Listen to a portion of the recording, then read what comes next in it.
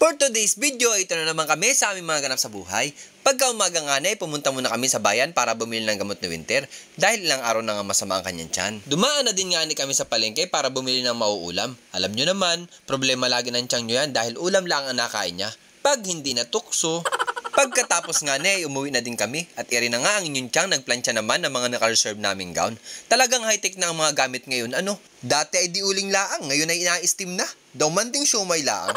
At nung hapon nga ni ay sumulubong naman kami kay Beanan at isinama na din nga namin ng aming anak at mga apo.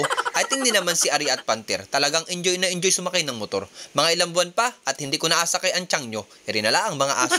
Mga ilang minuto pa nga ni ay andito na kami sa tabing dagat. Medyo inagahan nga namin ngayon dahil apasyal namin iri mga batuta. Kaso nga lang, pagdating namin ay nakatabi na din pala si Beanan. Buti na lang at may mga sumalubong din sa kanya. Ang aga mo naman!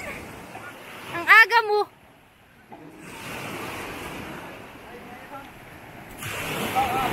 Wow! Ang dami! Isang puno! Ay ganari ang mga huli. Talaga namang miski ako ay kutot sa pagbuhat ay. Sabi ko nga sa tiyang nyo ay pag ganari lagi ang huli ni Beanan ay ari pa mag-asawa ng 3 ay. Ay sabi man din ng tiyang nyo ay ba't hindi subukan? Ay tingni pa naman. Puno sana yan. Pero syempre nagabigay din si Beanan dun sa mga umusong sa kanya sa pagbuhat ng bangka. Ang lalaki na pa. Pauwi na ang mga mangyan.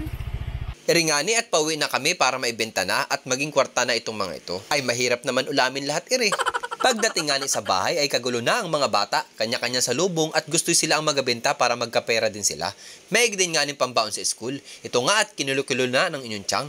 At dahil nga ni medyo madami ito ay hindi na sa bata pinabenta. Si ate ay binangaan kumuha lahat at sa labasan daw niya abenta. Ay tingni pa at hindi din pala si Aling Maliit, pasali-sali buy-buy. Gusto din daw niya magtinda ng isda, ay daw marunong naman ay. Maya-maya nga ni ay nagkagulo na din sa labas at nawala nga ni ang susi ng tricycle ni Beanan na agamitin sana sa pagtinda ng isda. May kalahating oras na nga ni sila naghahanapan ay talaga namang hindi makita-kita ay. Galit na din nga ni si Beanan kaya nagchat na ang tiyang nyo kay Ate Jen para i-check ang CCTV kung sino ang kumuha at baka nga ni napaglaruan ng mga bata. Ay kaya't man din ang tawa ng mabutikawan kung sino ang kumuha. Sino baga mag-aakala na iring pusa pala ni Nanay Tessie ang tumangay. Tingni pa at daw may utak. Dahan-dahan pa talagang inalis sa pagkasusi doon sa motor ay daw inupahan man din. Pagkakita nga ng video ay pinuntahan agad nila yung nagadaanan ng pusa at hindi nga nagkamali. Tingni dyan! Ay! Nakita na ang misteryo ng pagkawala ng susi. Patingin daw, Anabi. Nakita. Amoy isda naman pala yung tali ng susi kaya tinangay.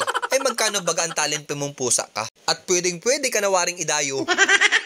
Pagkatapos nga ng kaguluhan ay umuwi na din kami ng tiyang nyo. Binigyan din pala kami ni Beanan ni ring malalaking tulingan. Kaya naman nagpadalit agad ako ng apoy. At anong sarap inihaw ni Ri. Tamang-tama din nga ni Ri at kakaubos lang ng aking sinaing sa asin.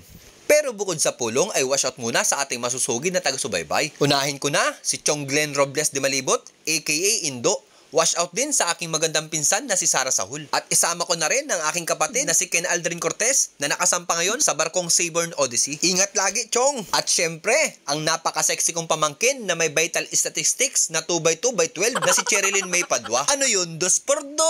Ay kain na tayo mga Chong at baka tayo ang mahampas ng 2x2 ng inyong tiyang.